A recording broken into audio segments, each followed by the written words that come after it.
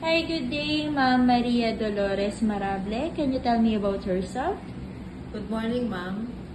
My name is Maria Dolores Marable. I'm 42 years old. I am married. I have one son. He is 16 years of age. I am a high school graduate. Alright, thank you. And then, where do you live? I live in Block 1 Rowenas Garden, Barangay Dolores, Taytay, Rizal. Alright, so do you have any brothers or sisters? Yes, ma'am. I have 7 brothers and 6 sisters. Alright, and then what is your marital status? Are you single or married? I am married, ma'am. Okay, and then how would you describe yourself? I am a hardworking person, trustworthy, loyal, and a patient person. Okay, and then why do you want to apply abroad?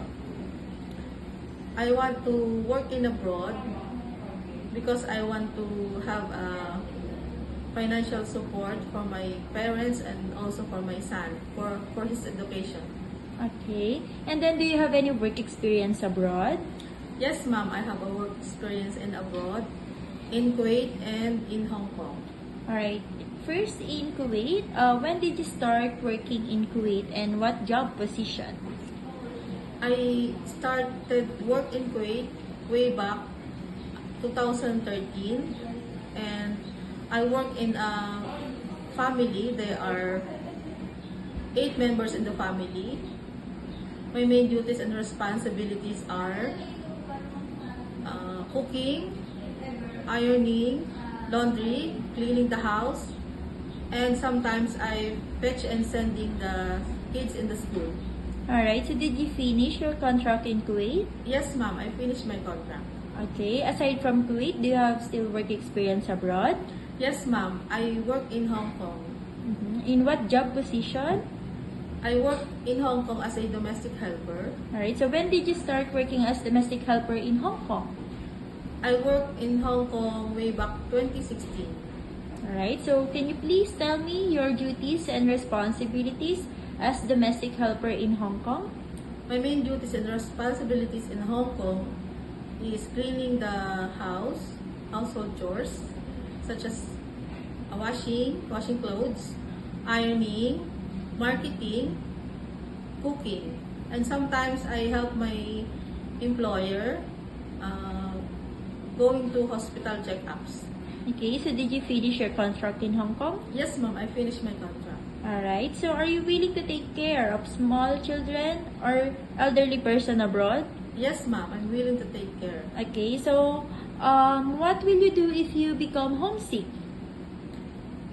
I'm busy with my work, and I always think that I work in abroad to support their financial needs. Alright, good. And then are you scared of dogs and cats? No, ma'am.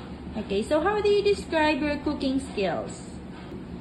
I know how to cook Filipino dishes such as adobo, sinigang, menudo, and I also know how to cook basic Kuwait food such as biryani.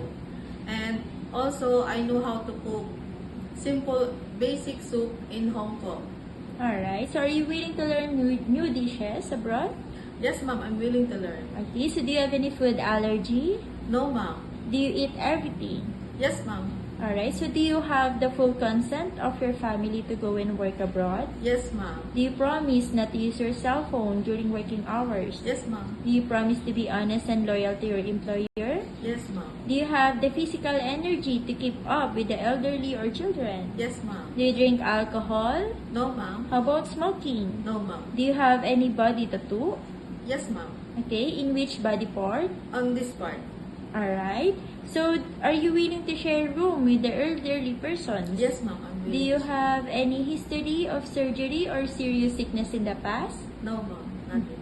Okay. So, are you willing to wake up very early in the morning or sleep late at night? Yes, ma'am. Are you willing to work during day off and employer will pay you overtime? Yes, ma'am. Alright, for the last question, what is your final message to your future employer abroad? To my dearest future employer, I I will make sure that I will do my very best to support you and your family on your needs. And I am a hardworking and patient person. That's why you can rely on me. Thank you, and that's all.